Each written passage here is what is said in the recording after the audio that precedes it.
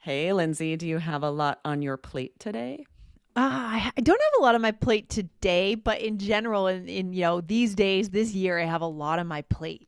Helping my Mm, aunt with all of her things and working at Allers English and doing all sorts of good stuff. But it's all good right. stuff. So, what about Super you? busy. Yes, same. Guys, this is a great idiom to ask someone if they're busy, if they have a lot going on, to say, do you have a lot on your plate? Imagine Yes. like a dinner plate, like if you have a lot to eat, but we use it idiomatically to say, Yes. do you have a lot going on? Are you very busy? Say, do you have a lot on your plate? Or what do you have on Right. your plate today? Means, what do you have to do?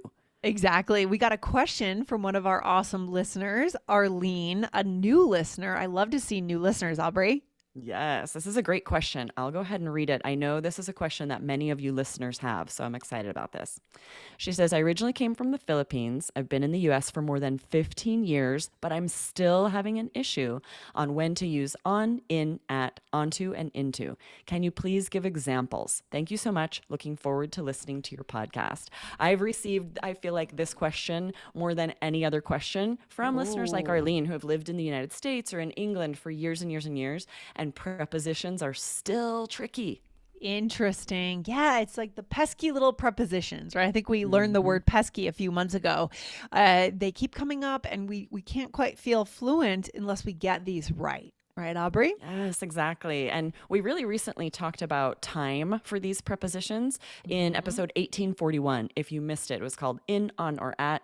Don't get stumped by prepositions of time. But Yes. these same prepositions are pesky and tricky for place, and it works very differently. So we're doing this episode and focusing on, in, and at for Hmm. location, for And places. right. And we know that Arlene also wanted to know about onto and into. So, guys, we're going to come back in another episode, right, Aubrey, to onto and into, right? Yes, right? There's Yeah. so much to go into. So make sure you follow, guys, so that you don't miss that episode. We'll Yes. cover that in an upcoming episode very soon. All right. Let's get into it then for today, starting with what? Yeah, so we'll start with at, and this is for places, locations, when we're talking about a specific point, an exact position, when you're sharing your location or the location of an object. So, for example, give us some sentences, Lindsay. All right, here we go. His chair is at his desk. All right, go ahead and write these down, guys, to make sure you don't miss them. Here's the second one. I'm waiting at the hotel entrance, or I'm at the gym. Yes. And there are a lot of very common mistakes. One I hear a Mm, lot is someone will say, I arrived to the airport. I just arrived to the right. airport. But a native English speaker would say, I arrived at the airport because you're sharing your location. I'm here now. I arrived at the airport. Yeah, I think our listeners might be getting in trouble there if they're translating from their native language. Because I think, Definitely. especially languages like Spanish, maybe French, maybe it is a translation mistake, right? Well, So, and it's tricky guys, too because we do say in English arrive to sometimes, like that you uh, arrived to, depending on what it is. But when it's a location, when it's a place, arrive at. But there's okay. so many more, right? You might hear someone say go out in the night when you would say go out at night. And that's time. Remember to check out Oh, 1841. But there are so many mistakes. So it's really vital that you have a good idea of when we use each one. And wow. as you're listening to English, pay attention to the prepositions. This makes me think we should build a whole course on prepositions, Aubrey. Yes, right? It's kind of they're I kind would of the take that course. glue. They're the glue that go Yes. between all of our words. And we know, guys, it is kind of a glaring mistake when you mess them up. They're such little words, but they are kind of glaring. And again, it's about connection, but these are the little things we want to just clean up. Just do a little cleaning here, right? Yes, to push yourself to that higher, more native level. Yes. Exactly. These are very obvious to native English speakers. I know I make these same mistakes in French and Spanish. Sometimes I'm finding myself translating directly. It's difficult in every language, I think, prepositions. Oh, we're going to look into that. Maybe we build a course next year on prepositions. I think I our love that listeners would idea. Take a love note, that. Lindsay. I just made a note. I wrote it down. Nice. All right. But for now, we have these episodes. So where do we go next? Okay, so next is in, and this is all about an enclosed, defined space, right? Doesn't have to be totally enclosed, like Hmm. a swimming pool, right? That's a enclosed place, even though there's no roof, right? We Okay. also use it for cities, countries, large areas. Okay. So a large area, something is in something else, right? So for Hmm. example, the ball is in the pool or I am in the US. The US is huge, right? So I Yeah. am in the US. Yeah, so a common mistake is to say like the bike is on the street, but a road is still considered an enclosed space, right? So I would say the bike is in the street. The kids are in the street. Get them out of the street. Yeah. Okay. Okay. I like it. And then what about, is there any difference regionally speaking? Yeah, this is fascinating, right? So if you guys have been to New York or New Jersey, usually for a city, we'd say in New York City and on an island. But we say in Rhode Island, in Hawaii, and Long Island is an exception. If you've been to New York, you may have heard someone say on Long Island. I live on Long Island. This is like a regional dialect issue because in English, usually standard accepted grammar is in any city. Long Islanders will disagree with you till they are red in the face that it's on Long Island. That is so interesting. I've never It is thought about interesting. that before, but that's a weird outlier. And they also say it with that great Long Island accent, which I'm not even going to do Yes. an impression, but it's great, No. guys. Long Island has its own accent, which is actually separate from other parts of New York City, other parts of Brooklyn. It's different. Fascinating. We'll go Yes, into that I just another watched day. an episode of Married at First Sight, and there was a guy on there from Long Island, and he had and it was funny because there was a girl on the show from Jersey, and she couldn't stand his Long Island accent. And they both had very thick accents to me, but she was like, I hate the Long And Island very accent. different, It was right? fascinating. And Very different from each other. Yeah. But they live really pretty close together. I wonder sometimes, like, why are the accents so strong around that part of the country? New Jersey, New York City, Queens, Staten Island, Long Island. Why are they so different and so distinct? Right. I think the areas were settled by people from different countries, and then the accent Yes. sort of evolved Yeah. based on the population that was there. But it is fascinating the regional dialects in such a small area can be so strong. Yeah, and also the fact that in Manhattan, there really isn't like a Manhattan accent because no one, I mean, some people did, but not many people really grew up in Manhattan, right? It's more Good of point. a transient, you move there, you move in, out for business. Whereas you Good go to point. Staten Island and almost everyone, their families have been there for years Yep. where the accents are strong. So really interesting. Yeah. Yes, fascinating. And there is a quick note here that we're talking about things, something is inside something else, but it can be metaphorically inside. So we say like, oh, I have so much love in my heart, or oh, it's in my top 3, right? So these are Okay. not like a physical inside, but like metaphorically inside. Inside something. I love that. So good. So clear. Okay, we're going on to our third preposition, Aubrey. What is it? On. So something is touching the surface of something else, but not in an enclosed space. So Wait, for say that one example- more time. So something is, I need to take that in. Yeah, so think about like there's a ball on a lawn, like the Okay. grass in front of someone's Okay. house.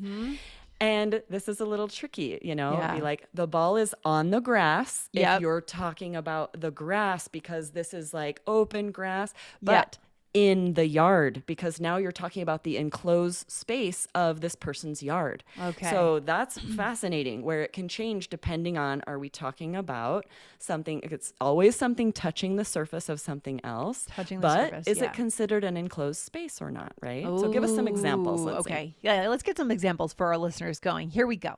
So, guys, the pen is on the desk, right? So the pen is touching the surface of the wooden desk, for example. The kids are on the sidewalk. What would be a mistake you see here, Aubrey? Yeah. So I often hear students say it depends of when you're leaving. Oh, it depends of, but it should be depends on. It depends on when you're leaving. I love it. And do we see a difference regionally here too? Yeah, this is fascinating. Also, if you've lived in New York or visited, you might hear someone say they're waiting online.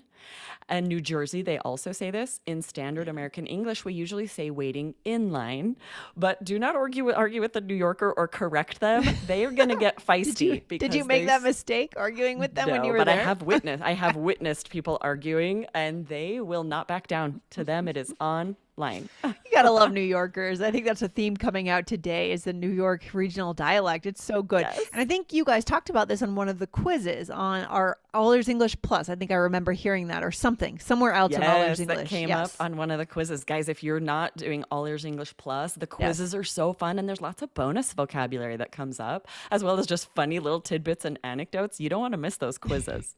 That's so fun. And then go to New York City and listen to how people are talking about that. It's hilarious. I love it. So so good. So do we have time for a little bonus? What do you think, Aubrey? I think so. Okay. This is really interesting, you guys. Well, as an ESL teacher in New York City, I taught my students that because you guys have likely noticed that it's strange that we say in a car, but on a bus, on a train. And you've likely heard mistakes about this because it is weird. You're not sitting on top of the bus or on top of the train, but in Right. English, we say on a train, on a bus. So I taught my students if you have to sit like a car, we say in, and then Okay. we'd say get out. I get out of the car, I get in the car. But Okay. if you can stand, we say on a bus, on a train, on a plane. But Okay. there are exceptions. If you start thinking about an RV, like a motorhome, that or a van that that you could stand in, but we say in a van, and a submarine. So I This is think too I've figured complicated. out Do we have a it's better too- rule? It's too much. Yes, I'm overwhelmed. yes, we have a better rule. I think I've figured out something where there's no Okay. exception. Okay, what's the We're secret? using on because we're talking about being on board something. On board. And so if you Yes. think about something as a people mover, you get on board something that's meant to move large amounts of people.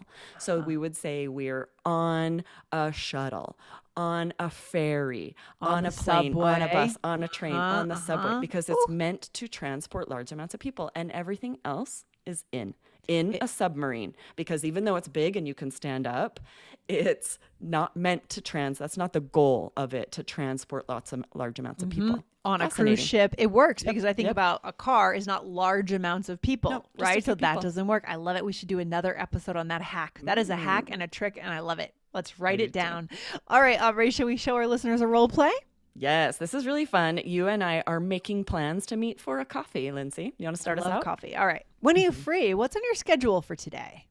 I could go at 10. Should we try a new coffee shop? Yes, let's meet at Mean Bean. I'm at my house now in my office, but I could be there by 10. Awesome. I'll meet you at the subway entrance and we can ride together. That would be nice if we could all meet in a coffee I shop for a know. coffee, if we all lived in the same city. We've never lived in the same city at All There's English, so No, we've never had a coffee together. We need to make that happen, Lindsay. we do. All right, let's go back through this. We had again these pesky prepositions. They're everywhere. Everywhere. Yep. So first, you said, what's on your schedule today? And this is another common mistake that English learners will sometimes say, what's in your schedule or what's in your calendar. But in English, we say on. What's on your schedule? What's on your calendar? Right, and then I said On yes. the surface written, right? That makes sense. Okay. Love it. And then you said I could go at 10. Should we try a new coffee shop? I said, yes, let's meet at Mean Bean. So this is a place, right? Yeah, I made that up actually. I think that's a good Mean name Bean. for a coffee shop. Mean bean, like coffee beans. I could see the logo being like a Me coffee bean with too. a mean face. Little angry Or something. Cute little angry coffee bean. Oh, I that's love a that. business idea for you there, Aubrey. Right? Go for it. It might be taken. I would have to Google, but I didn't find that. There's not like one here. I was like, I love this name. And then what did I say after that?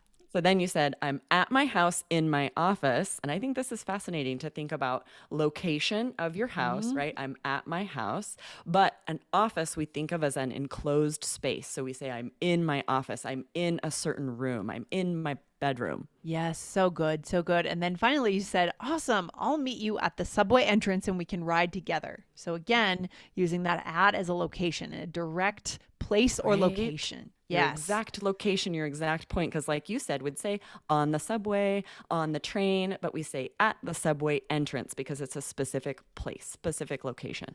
Oh, so good. So again, they are everywhere. What do we have to take away today? How should we leave our listeners? Yeah, I think it's extremely helpful to be aware of the common mistakes. I recently met with a student and he was frustrated because he's very fluent, but he recognized he's making the same mistakes over and over and he didn't have anyone to tell him what these mistakes are. So he's excited to be in our classes, to Yeah. hear our podcast where we can point out these mistakes so he can get to that higher level like you guys want to be. You don't want to stress out about these prepositions, but it is worth improving. Yeah, it's worth some time to think about. Always think about connection as the number one most important thing. So if you can connect and still make that mistake, that's totally fine. But at some point, as we move to 99% fluency, we're going to work together. We'll work with you guys to get you to the point where you're no longer making these mistakes. All right. Yes, Good stuff. I love it. Awesome. All This is so right. fun. I have a feeling our listeners really enjoyed this based on how many questions I have think received. yeah, I have a about hunch. these. Yeah, and Yes. this is on YouTube too, guys. So share it with people on YouTube, share the podcast with your friends, and make sure you hit follow. Good stuff. Yes. All right, Awesome. Aubrey. Really fun. Talk to you soon. Have a good one. You too. Bye-bye. Bye.